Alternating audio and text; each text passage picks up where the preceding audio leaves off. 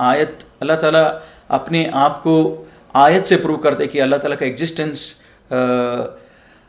अल्लाह के ऊपर यकीन रखने के लिए अल्लाह की आयत को अगर हम सोचेंगे, उसके बारे में गौर करेंगे, तब हमको बिलीव होगा अल्लाह की एग्जिस्टेंस। मतलब अल्लाह हमारे सामने जाहिर नहीं है, मतलब अल्लाह को देख नहीं सकते, लेकिन अल्लाह के आयत को देखकर हम बिलीव करना चाहिए। इतना मुझे समझ में आया था। फिर दूसरी आयत जब मैंने कुरान में पढ़ा, how can you disbelieve in Allah when you are lifeless, we gave you life and we will cause you to die again and we will cause you to life again, we will bring back to life again. तो मैं सोचा, it's not easy for me to believe that on the day of judgment we will be brought back to life. मतलब जब अल्लाह ताला बोल रहा है कि तुम अल्लाह के ऊपर कुफ्र कैसे कर सकते हो जब तुम नहीं थे और बाद में तुमको अल्लाह ने एक लाइफ दिया, फिर बाद में अल्लाह तुमको मौत देगा, फिर उसके बाद में अल्लाह तुमको फिर से वापस ज़िंदगी देगा, खड़ा करेगा आखिरत के दिन। तो मैं सोचा हाँ ये सच है, अल्लाह ताला जो बोल रहा है ये सच है। क्यों 18-20 ईयर्स बैक मेरा एग्जिस्टेंस ही नहीं था, I was not there before I was born. लेकिन ये धरती तो था, मेरे पैदा होने से पहले सेंचुरीज़ के हिसाब से ये धरती चल रही थी। लेकिन अभी ऐसा कैसा हो सकता है कि how I disbelieve in Allah. Allah says you are lifeless. हाँ, मुझे 20-25 years back I was lifeless, मैं नहीं था इस धरती पर। फिर बाद में Allah gave me life, yes Allah gave me life, then afterwards he will cause me to die, we know that we will die, और मैं एक दिन मरूंगा, फिर Allah will bring back me to life again on the day of judgement. And हाँ, अल्लाह मुझे फिर से ज़िंदगी देंगे आखिरत के दिन। जब ये दोनों सच है, मैं ज़िंदा नहीं था मेरे पैदा होने से पहले, फिर अल्लाह ने मुझे ज़िंदा किया, अल्लाह ने मुझे लाइफ दिया, फिर मुझे मौत भी देगा अल्लाह ताला। ये दोनों अगर सच है तो तीसरी चीज़ भी सच है। और this help me to believe in the day of judgement. At the same time हम हिंदुज़म में ये कॉन्सेप्ट है कि पुनर्जन्म जो बोलते हैं कि अगर मैंने ऐसी कोई गलती की है, जो बड़ा गलती अगर मैंने किया, मैं कुत्ता हो जाऊँगा, या तो पिग हो जाऊँगा, या तो फिर इंसेक्ट हो जाऊँगा, या तो फिर बर्ड हो जाऊँगा। मैं सोचा अगर मुझे कुत्ता पसंद नहीं है, मुझे कुत्ता होना पसंद नहीं है, मैं कुछ भी हो सकता हूँ लेकिन कुत्ता होना पसंद नहीं है, पिग होना मुझे पसंद नहीं है, तो मैं क्या काम करूँ जिससे मैं कुत्ता होना बच जाऊँ या पिग होना बच जाऊँ। ये दोनों चीज़ मैं बनना नहीं चाहता हूँ, ये दोनों चीज़ से मैं कैसे बचूँ पुनर्जन्म में। मैं सोचता था इसके बारे में। There is no way it communicates, मतलब ऐसा कोई कम्युनिकेशन नहीं है इनके बीच में मुझे मालूम होने के लिए। अगर मुझे मालूम होना चाहिए ये कुत्ता क्यों बना है, ये कुत्ता ऐसे क्या गुनाह किया है, इसका प्रीवियस लाइफ जो था वो एक मनुष्य जन्म था, लेकिन अभी इस जन्म में जो है ये कुत्ता है, इसने क्या गुनाह किया है, ये कुत्ता बना है, मुझे मालूम होना चाहिए ताकि मैं वो गुनाह नहीं करूँगा, मैं वो मिस्टेक्स नहीं करूँगा। लेकिन अल्लाह ताला कुरान में बोलता है कि there is life after which is either hell और हेवन, नथिंग इन बिटवीन। और अल्लाह ताला सूरह बकरा में बोलता है कि they are the people who are successful and one of the, और एक जो चीज़ है इन ईमान वालों को बिलीव करने के लिए यकीन आखिरत पर होना चाहिए। ये यकीन, मैं सोचता था आखिरत क्या है, आखिरत ऐसी क्या चीज़ है, आखिरत पर मैं कैसे यकीन करूं। क्योंकि जो आयत से ये मुझे मदद किया कि मेरे घर में बोलते थे हम मूर्ति पूजा इसीलिए कर रहे हैं क्योंकि हमारे पूर्वज कर रहे थे, और कुरान बोल रहा है तुम्हारे पूर्वज अगर जिहालत में थे क्या तुम भी रहोगे जब सच्चाई वाज़े होगी। और मेरे दिल में ये बात आती थी मैं इस्लाम फॉलो करूँगा लेकिन नमाज़ पढ़ूँगा और मेरे हिसाब से पढ़ूँगा, मुसलमानों के जैसा नहीं पढ़ूँगा। तब ये दूसरी भी आयत आई कि विच हेल्प मी टू, जो मुझे मदद किया इस्लाम को फॉलो करने के लिए। आज मैंने इस्लाम को परफेक्ट किया, मुकम्मल किया, और इसके सिवा दूसरे कोई मज़हब को मैं एक्सेप्ट नहीं करूँगा। और ये सब आयत मुझे मदद किया। लेकिन मैं सोचा आखिरत के लिए क्या आयत है, और अल्लाह ताला पूरे कुरान में बोलता है कि मेरे बंदों को जो लोग सोचते हैं उनके लिए मैं हर दिन हज़ारों आयत दिखाता हूँ। दिन होता है, रात होता है, बारिश होती है, ये सब देखने के लिए आयत है, लेकिन लोग सोचते नहीं हैं। तो आखिरत के लिए ऐसा क्या आयत है, मैं सोच रहा था। जब ऐसी टाइम पर मेरे को एक चैप्टर याद आया मेरे साइंस में जब पढ़ रहा था अर्थ के बारे में, और मेरी बहन भी 10th स्टैंडर्ड में थी। जब उनकी किताबें देखा तो मुझे मालूम पड़ा अर्थ का क्रस्ट कैसा बना है, अर्थ कैसा बना हुआ है, so many kilometres down there is water, उसके बाद जो है वो ये है, उसके बाद जो पत्थर है, फिर बाद में आग है, वो आग इसी से वॉल्केनो आती है। तो मुझे सोचा यही एक आयत है अल्लाह ताला जो मुझे कम्युनिकेट करा, ये आयत है यकीन करने के लिए जहन्नम पर। और जन्नत पर कैसे यकीन करो कि जन्नत रहेगा या नहीं रहेगा। जब मैं टीवी देखता था ये कश्मीर वगैरह सब, कश्मीर और ऊटी ये जब गार्डन्स देखता था, तब मैं सोचता था अगर दुनिया में इस धरती में अगर अल्लाह ताला इतने अच्छे गार्डन जब बना सकते हैं तो आखिरत में क्यों नहीं रहेगा इतने अच्छे गार्डन। तो मुझे ज़्यादा डिफ़िकल्ट नहीं हुआ, मैंने आखिरत पर यकीन कर लिया। फिर कभी कभी मेरे दिल में ये भी ख्याल आती थी कि क्या ये सब कुछ साइंस से तो नहीं है, ये सब कुछ हम अल्लाह भी नहीं है, ये हिंदुज़म भी रॉन्ग है, क्रिश्चियनिटी भी रॉन्ग है, एक ये सब कुछ साइंस से तो नहीं है, मतलब कोई भगवान ही नहीं, ये सब हुआ अपने आप हो गया। तो कभी कभी मेरे दिल में ये भी ख्याल आता था जब मैं सोचता था उसके बारे में। वो बिग बैंग थियरी ऐसा है कि टू समराइज मतलब सिंपल वे कि एक वो फायर बॉल था, आग का बॉल था, और वो जब डिस्ट्रॉय हुआ वो ये दुनिया और ये रिवर्स स्काईज ये सब फॉर्म हो गए। तो ये बिग बैंग थियरी इन ए नटशेल ये जब बोलती है, जब मैं सोचा एक रबर बॉल अगर टूटता है, डिस्ट्रॉय होता है, तो रबर के पीसेस नज़र आएंगे, कुछ ज़्यादा नज़र नहीं आएगा रबर बॉल से ज़्यादा। उसी हिसाब से अगर एक फायर बॉल, एक आग का बॉल भी अगर डिस्ट्रॉय होता है तो आग ही दिखना चाहिए हर जगह। ऐसे कैसे कि पानी भी है धरती में और ग्रीनरी भी है और हमारे लाइफ है, ये साइंस भी थोड़ा it was not helping me. तो मुझे मालूम पड़ा कि ये साइंस जो है एक चीज़ बता रही है, लेकिन ये it is not only because of big bang theory. लेकिन अल्लाह ताला बोलता है पूरे क्रिएशन कैसे हुआ इन कुरान में, तो वो अल्लाह ने आंसर दिया।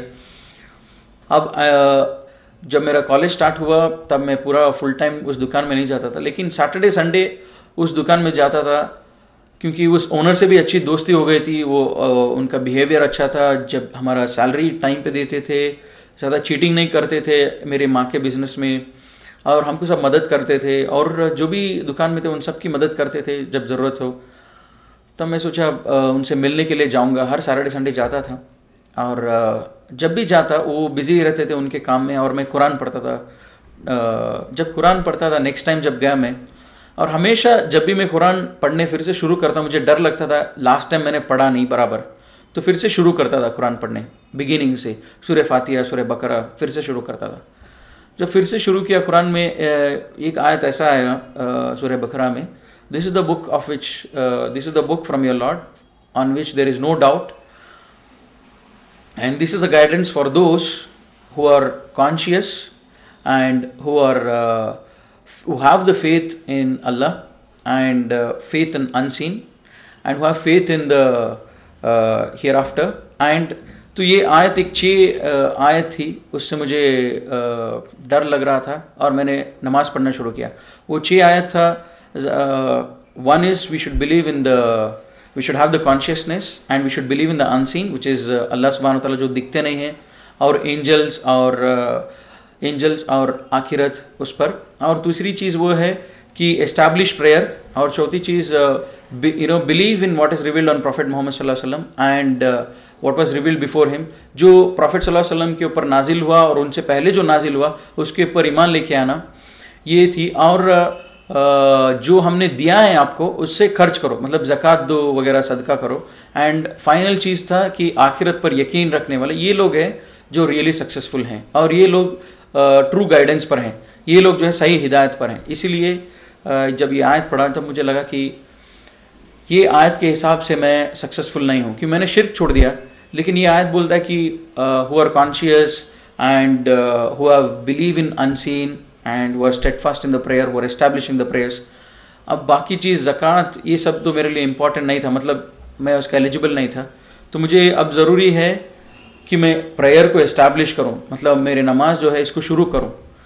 और मैं 2 दिन हो गया मैं घर चला गया और मैं सोचता रहा मुझे अभी प्रेयर पढ़ना है, कैसे पढ़ना है वगैरह सब। अब मैं इन लोगों से मिला जो ऑलरेडी मुसलमान हुए थे, उनसे पूछा कि तुम लोग कैसे नमाज़ पढ़ते हो। वो लोगों ने एक डायरी दिखाया, ब्लैक डायरी, हम कन्नड़ा में लिखे, इससे सीखे, हम इससे नमाज़ पढ़ना शुरू किया। तब मैं भी नमाज़ पढ़ना शुरू किया जब वो लोग जैसे कर रहे थे। लेकिन नमाज़ पढ़ने से पहले मैंने ये सूरा जब कोशिश किया पढ़ने के लिए, बहुत मुश्किल हो रहा था मुझे। अल्हम्दुलिल्लाह बोलने के लिए भी मुझे बहुत तकलीफ़ होता था, क्योंकि ये अरबिक ज़बान इतना आसान नहीं था मुझे बोलने के लिए। तो काफ़ी टाइम लगा ये सूरा सीखने के लिए। जब सूरा सीखता था बीच में मुझे कभी कभी ये ख्याल भी आता था कि मैं मुसलमानों के जैसा नमाज़ क्यों पढ़ूँ। मैं नमाज़ पढ़ूँगा मेरे हिसाब से पढ़ूंगा, मेरे हिसाब से मैं नमाज़ पढ़ूंगा, मेरे हिसाब से मैं अल्लाह से मांगूंगा, अल्लाह से इबादत करूंगा, इनकी जैसा क्यों करूँ। और ये अरबिक मुश्किल भी है, तो मैं सोचा मैं इंग्लिश में पढ़ूंगा, नहीं तो कन्नड़ा में पढ़ूंगा, पूरे ट्रांसलेशन है, तो अरबिक में क्यों पढ़ना चाहिए। तब मैं ये सोचा, थोड़े दिन में सोचा अच्छा ठीक है ऐसे ही करते हैं।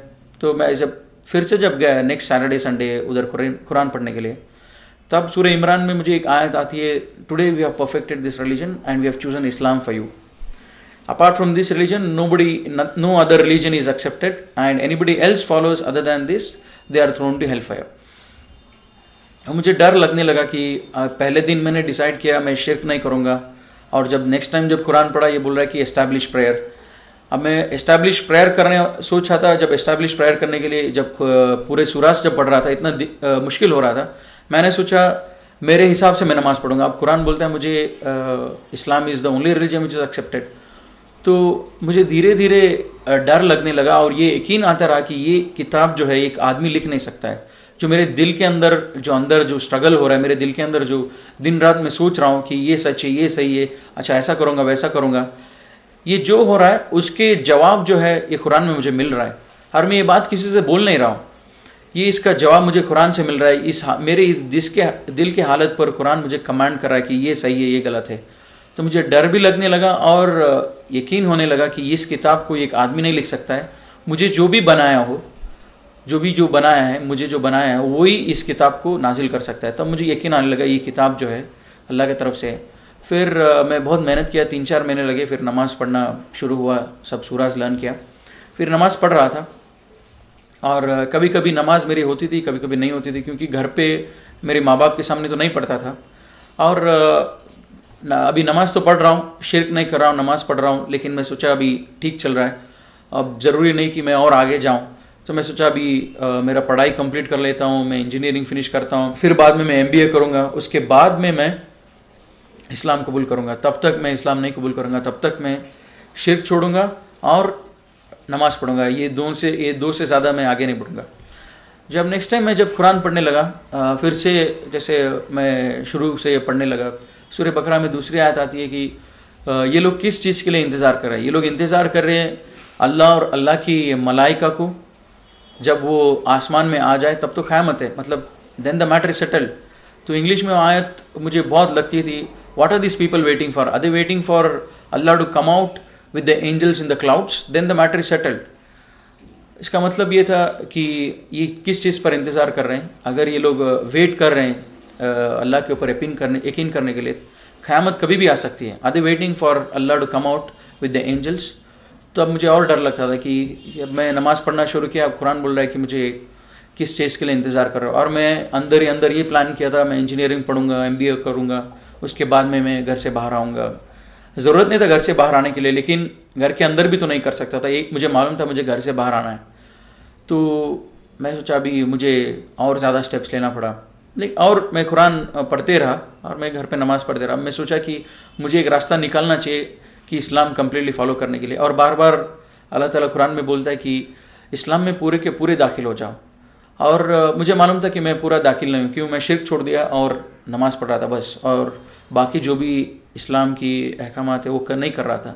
जुमा को मस्जिद में नहीं जा रहा था, और रोज़ा जब रखता था कभी कभी रखता था, कभी कभी नहीं रखता था।